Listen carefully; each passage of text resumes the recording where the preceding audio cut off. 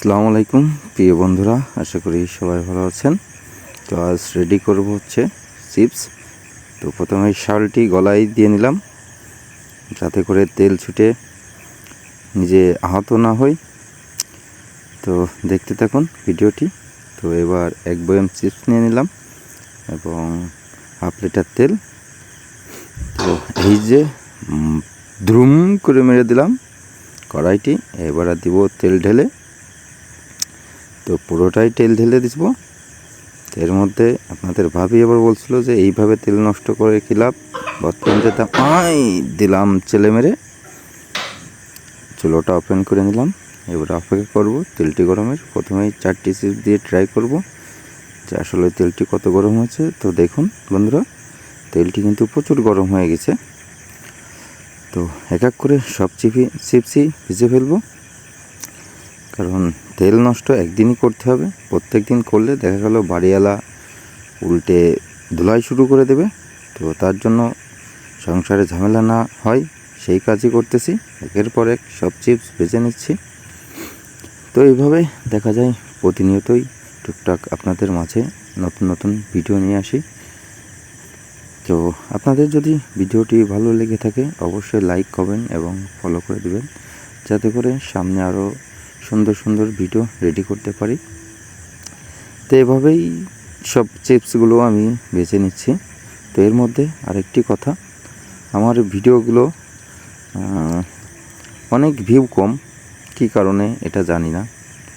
তো কেউ যদি জেনে থাকেন যে ভিডিওতে ভিউ বাড়াতে হলে কী করতে হবে, তো একটু কমেন্ট করে বলে যাবেন, তাহলে দেখা যায় আমার একটু উপকার হবে, এই আর কি। তো বন্ধুরা দেখেন আমার এক ডালা চিপস ভাজা কমপ্লিট। তো এখন ভাবতেছিলাম কি করব। তো তৎক্ষণাৎ সাইডে আরেকটা ডালা ছিল, সেই ডালাটায় আমি আবার এটা রেখে নতুন করে আবার চিপস ভাজবো। তো বন্ধুরা আপনারা ভিডিওটির সাথে থাকুন। তো বিষয় হচ্ছে কি যে লেগে থাকলে এক সময় সাকসেস হব। তো সেই আশায় কন্টিনিউ ভিডিও দিতে আসি। তো এর মধ্যে একটা কথা, আমার কিন্তু ইনস্ট্রিম অ্যাড আছে, তবুও আমি কিন্তু আর্নিং করতে পারছি না। অবশ্য ভুলটা কি আমি জানি না। তো দেখুন বন্ধুরা, ভাজা কমপ্লিট। তো এই যে আমি একটু খেয়ে দেখতেছি আসলে কেমন স্বাদ।